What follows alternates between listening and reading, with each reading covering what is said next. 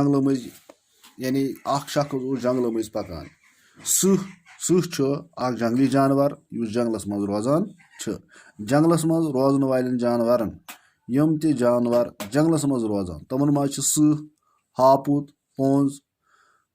हांगुल हिरन वगैरह वारिया यम जंगलस मज रोजान तम जानवर यम गरन मज रोजान गाव दान गुर हून ब्रोर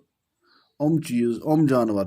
गरन मज रोजान यम जंगलस मज जानवर रोजन वल इंसान सद खतर वारिया खतरनाक आसान उम्रे जानवरों मज जानवर युस सह टाठो बचो सह सो जानवर युस इंसानस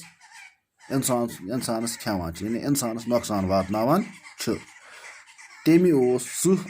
तथ पंजरस मज यथ किताब यथ लेसनस मज यही मिलान सबक जे जंगली जानवर निश गछ परहेज कर यानी जंगली जानवर निश गछ दूर रोजन तिकाज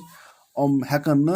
इंसानस जो त्रयत कि हेकन इंसानस नुकसान वातनवित सहन यह इंसान सह यल त्राया मगर सह सज खसलत तमिस गुजा जरूरत तमिस इंसान खोन तो सह चीज इंसान तुस एहसान फरामोश यानी गर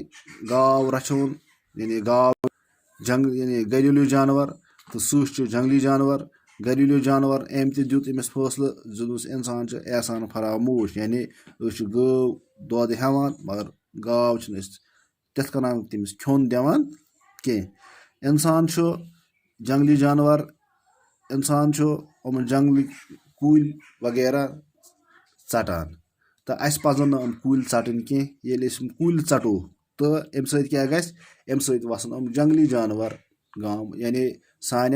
मकानों मज घरों मज तो गामों मज तम सत वातनावन तम अस नुकसान इसलिए कुल सह चीज यथ रोय जमीनस पे वारिया जरूरी यम सत इंसान सं जिंदगी जानवरन हज जिंदगी महफूज कुल अस दिवान गुजा अस पजन कुल सटत सन कह तो यह अजुक लेसन यानी अजुक सबक अस पोर यथ अम जाय पे वो सुबस आज गो युत थैंक यू।